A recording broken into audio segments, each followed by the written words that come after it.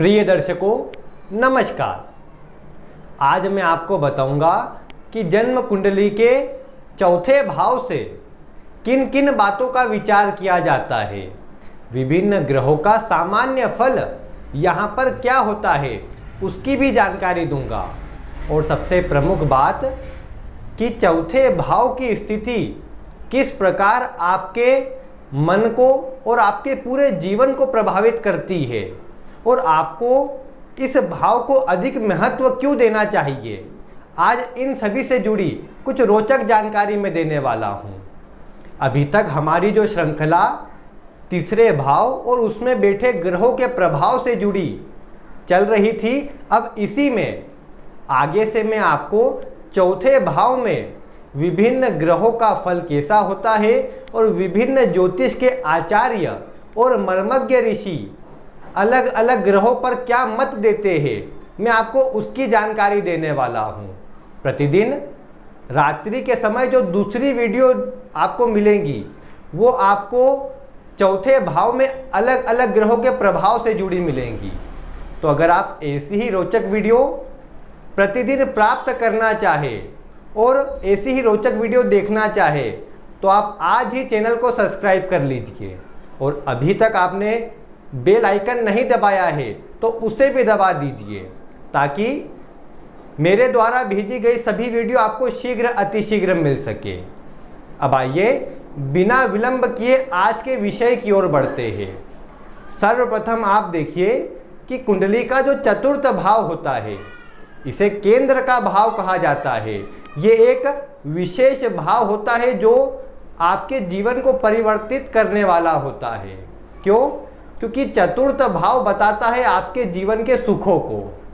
अब एक बात मुझे बताइए कि आप अपने जीवन में जो भी कार्य कर रहे हैं, आप नौकरी करते हो, व्यवसाय करते हो या जीवन में कोई भी कार्य कर रहे हैं तो किस लिए कर रहे हैं? स्वयं के और अपने घर परिवार वालों के सुखों के लिए कर रहे हैं। तो अब एक बात आप देखिए कि अगर जन्म कुंडली का चतुर्थ भाव किसी भी प्रकार से कमजोर होता हो, इस भाव के स्वामी पीड़ित होते हो, तो आप ये जीवन में अवश्य देख पाएंगे कि आपको कहीं ना कहीं जो सुखों का अनुभव होना चाहिए उसमें कमी रहेगी। चतुर्थ भाव में कोई भी शुभ ग्रह बैठा हो, वो भले ही अपनी नीच राशि में क्यों ना बैठा हो, वह अच्छा है। क्योंकि चतुर्थ भाव में शुभ ग्रह बैठेगा तो घर का माहौल या घर का वातावरण कहीं ना कहीं ऐसा रहेगा जिसमें आप प्रसन्न रह सके और आप कहीं ना कहीं जीवन में अपने सुख का भोग भी कर पाएंगे। लेकिन ठीक इसके विपरीत अवस्था हो तो अगर जन्म कुंडली के चतुर्थ भाव में कोई भी पापक ग्रह बैठा हो, भले ही कुंडली का मुख्य ग्रह क्यों ना हो, भले ही उच्च राशि में क्यों ना हो सकता है आपको भौतिक सुख सभी दे दे। कोई भी ग्रह चतुर्थ भाव में पापक ग्रह विशेष रूप से अगर मजबूत अवस्था में बैठा हो तो आपको जीवन में जितने भी भौतिक सुख है, भूमि भवन वाहन सभी का सुख देने का कार्य करेगा। लेकिन क्या जो वास्तविक सुख होता है वह आपको मिल पाएगा? जवाब है नहीं।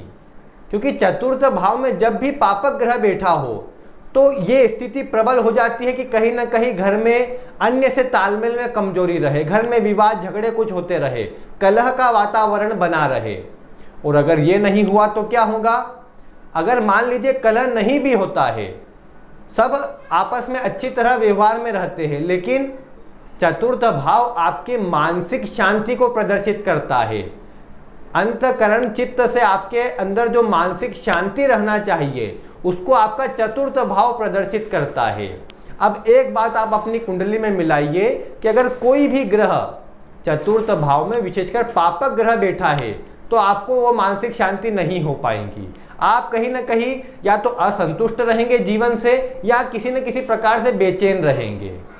और इसका प्रभाव कहीं ना कहीं माता के साथ संबंधों में, माता के स्वास्थ्य पर और घर परिवार के विकास पर भी अवश्य से देखने को मिलेगा। तो इसीलिए कुंडली का चतुर्थ भाव इस परिप्रेक्ष्य में देखा जाए तो बहुत ही महत्वपूर्ण होता है। क्योंकि मानसिक शांति और सुख का अनुभव ही अगर आपको नहीं होगा तो फिर आप कितना ही धन क्यों ना अर्जित कर लीजिए, कितना ही आप जीवन में अमीर क्यों ना हो जाइए, धनवान क्यों ना हो जाइए, लेकिन आप अपने जीवन का सही ढंग से भोग नहीं कर पाएंगे। हो सकता है आपके पास इतने कोई बड़ी विशाल गाड़ी नहीं हो, आप केवल एक छोटी साइकिल चलाते हो, एक मोटरसाइकिल चलाते हो, लेकिन आपके चतुर्थ भाव की स्थिति शुभ है, चतुर्थ भाव में शुभ ग्रह बैठे हैं, तो ये बात पक्की है कि कहीं ना कहीं आप जो जीवन व्यतीत करेंगे वो सुखपूर्ण होगा, व्यर्थ की चिंता और व्यर्थ की भागदौड़ से भरा हुआ नहीं होगा। और यही एक विशेष सुख है जीवन का, क्योंकि आप भागदौड़ अधिक कर रहे हैं, अपने जीवन को अच्छा करने का प्रयास कर रहे हैं, लेकिन जो सुख भरा एक आराम पूर्वक जो जीवन होना चाहिए, अगर आप वो जी नहीं पा रहे हैं तो कहीं ना कहीं आपका चतुर्थ भाव खराब है। और इसके कारण ही आप देख पाएंगे कि कहीं ना कहीं आपको जीवन में ये भी संभावना है कि कई बार मानसिक तनाव और डिप्रेशन का भी सामना करना पड़ जाए, क्योंकि काल पुरुष की कुंडली को आप इसमें आधार मान करके भी चले तो आप देखिए चतुर्थ भाव में चंद्रमा की राशि आती है। आपकी कुंडली किसी भी लग्न की क्यों ना हो, लेकिन चतुर्थ भाव पीड़ित होने से आपका चंद्रमा पीड़ित होना ही है। और चंद्रमा पीड़ित होगा तो क्या होगा, वही मानसिक अशांति, चिंता और बेचैनी आपको बनी रहेंगी। फिर इसके कारण विभिन्न प्रकार के रोग भी आपको उत्पन्न हो जाए तो कोई उसमें संदेह करने वाली बात नहीं रहेगी। और चतुर्थ भाव कमजोर हो जाए तो फिर चतुर्थ भाव से माता का विचार होता है, तो कहीं ना कहीं आप देख पाएंगे कि माता से भी फिर आपको विशेष सहयोग की प्राप्ति ना हो, संबंध अच्छे ना हो, ये परिणाम कई बार अधिक देखने को मिलेगा। पापक ग्रहों में अन्य की अपेक्षा अगर मैं शनि की बात करूं तो थोड़ी सी बात अलग है, क्योंकि शनि जहां पर बैठता है उसके प्रभाव को बढ़ाता है। तो चतुर्थ भाव में अगर शनि बैठा है तो ये माता की आयु को लंबी करने वाला, निसंदेह हो सकता है माता का स्वास्थ्य कुछ कमजोर रहे, लेकिन फिर भी माता की आयु को लंबी करने वाला और आपको कहीं ना कहीं सहयोग माता से मिलता रहे, ये प्रभाव आपको अवश्य से उत्पन्न करता ये शनि नजर आएगा। आपके स्वास्थ्य पर भी प्रतिकूल असर पड़े, आपको मानसिक अशांति रहे, ये परिणाम शनि से नहीं बचेगा। खैर बाकी सभी ग्रहों की एक एक करके चर्चा तो हम आगे सभी ग्रह के एक एक जब वीडियो बनेंगी तब करेंगे, लेकिन आप अपने चतुर्थ भाव की स्थिति को देखें, कौन सा ग्रह बैठा है, शुभ है या अशुभ है। कोई अगर ग्रह नहीं बैठा है तो यहाँ का स्वामी कौन सा ग्रह बनता है, शुभ ग्रह बनता है या अशुभ ग्रह बनता है। और जो ग्रह आपका चतुर्थ भाव का स्वामी बनता है वो किस राशि में, किस ग्रह के साथ में, किस अवस्था में बैठा है और चतुर्थ भाव पर किन ग्रहों का प्रभाव है। ये सब स्थिति जब आप मिलाएंगे तो आप अवश्य से ये जान जाएंगे कि जीवन में सुख किस प्रकार का है। क्योंकि सुख एक हो जाएगा भौतिक सुख, जो अन्य को तो नजर आ रहा है कि आपके पास बहुत धन है, गाड़ी बंगले सब आपके पास, सबकी व्यवस्था अच्छी है, धन आदि से आप परिपूर्ण है, लेकिन मानसिक शांति नहीं, चिंता बेचैनी आपको बनी हुई है। तो ये एक ऐसा सुख हो जाएगा जो केवल दिखावटी या भौतिकी ही है। लेकिन ठीक इसके विपरीत कोई शुभ ग्रह बहुत मजबूत अवस्था में है तो आप ये जानते हैं जो भी ग्रह चतुर्थ भाव में बैठेगा, विशेषकर आप मान लीजिए शुक्र गुरु जैसे ग्रह अगर चतुर्थ भाव में बैठे हैं तो आप देख पाएंगे अपने कार्य क्षेत्र में, अपने जीवन में ये आपको ऊंचाई देने का कार्य करेंगे। चंद्रमा भी मजबूत अवस्था के यहाँ पर बैठे हो, पक्ष बल से मजबूत हो, शुभ ग्रह के प्रभाव में चंद्रमा हो और बुध भी अगर इसी प्रकार के बैठे हो तो आप अवश्य से देख पाएंगे कि जो जीवन में आपको सुख मिलेगा वो वास्तविक सुख होगा। अगर आपके चतुर्थ भाव के स्वामी भी किन्हीं शुभ ग्रह के साथ में बैठे हैं तो आप ये बोल सकते हैं कि जो जीवन में सुख मिलेगा वो वास्तविक सुख रहेगा और उसका आप स्वयं से भोग कर पाएंगे, उसमें आप अपना जीवन व्यतीत कर पाएंगे। और बाकी जो पापक ग्रहों के प्रभाव से सुख मिलेगा वो अन्य के लिए रहेगा, आप उसमें ज़्यादा सुख नहीं भोग पाएंगे। क्योंकि चतुर्थ भाव में मैंने कहा सभी भौतिक सुख आपको मिल जाएंगे, यानी आपके साथ जो भी रहेंगे वो उसका उपभोग अवश्य से करेंगे, परंतु आप उसका उपभोग नहीं कर पाएंगे। या प्रकृति के द्वारा आप ये समझ लीजिए कि आपको जन्मजात जो सुख भोगने की अवस्था है उससे दूर रखा जाएगा और प्रकृति आपसे यही चाहेंगी कि आप किसी न किसी कार्य में लगे रहे। कई बार ऐसी ही अवस्था जब पापक ग्रह का प्रभाव चतुर्थ भाव पर आए वो व्यक्ति के घर आदि तो बनवा देती है, लेकिन व्यक्ति या तो कार्य के चलते बाहर रहे या किसी न किसी अन्य प्रकार से उसे अपने घर से दूर रहना पड़ता है और घर का जो भौतिक सुख होता है वो उसे बराबर प्राप्त नहीं हो पाता। कुछ दिनों के लिए आया, आराम से अपने घर में व्यतीत किए और फिर पुनः किसी अन्य जगह पर जाना पड़ जाए।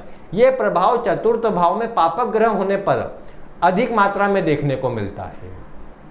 आप भी देखिए किस प्रकार के ग्रह आपके चतुर्थ भाव में है और कोशिश करें कि चतुर्थ भाव के नैसर्गिक कारक चंद्रमा को मजबूत करें, माता और स्त्रियों का सम्मान करें, शिव जी की पूजा नित्य करते रहे, लेकिन माता का सम्मान बिल्कुल ना छोड़े। आप शिव जी की पूजा करें या ना करें, कोई फर्क नहीं हो उससे। अगर आपकी माता से आपके संबंध अच्छे नहीं हैं, माता से आप विवाद करते हैं, आप झगड़े करते हैं, या फिर आप ये समझ लीजिए कि माता को कोई कष्ट है लेकिन आप ध्यान भी नहीं दे रहे हैं, तो आप पक्की बात ये समझ के चले कि आप कितनी ही कोशिश क्यों ना कर ले अपने चंद्रमा को मजबूत करने की, आपको चंद्रमा का शुभ परिणाम नहीं मिल पाएगा और ना ही चतुर्थ भाव का शुभ परिणाम मिल पाएगा। भले ही चंद्रमा यहाँ के स्वामी न हो, लेकिन काल पुरुष की कुंडली के अनुसार अगर देखा जाए तो चतुर्थ भाव के स्वामी चंद्रमा बनते हैं, इसीलिए उसका प्रभाव सभी के ऊपर पड़ना है। और इसीलिए आपको अपने चंद्रमा को मजबूत रखने के लिए माता और माता समान सभी स्त्रियों का सम्मान, उनके लिए जो भी स्वयं से संभव हो सके वो करना चाहिए।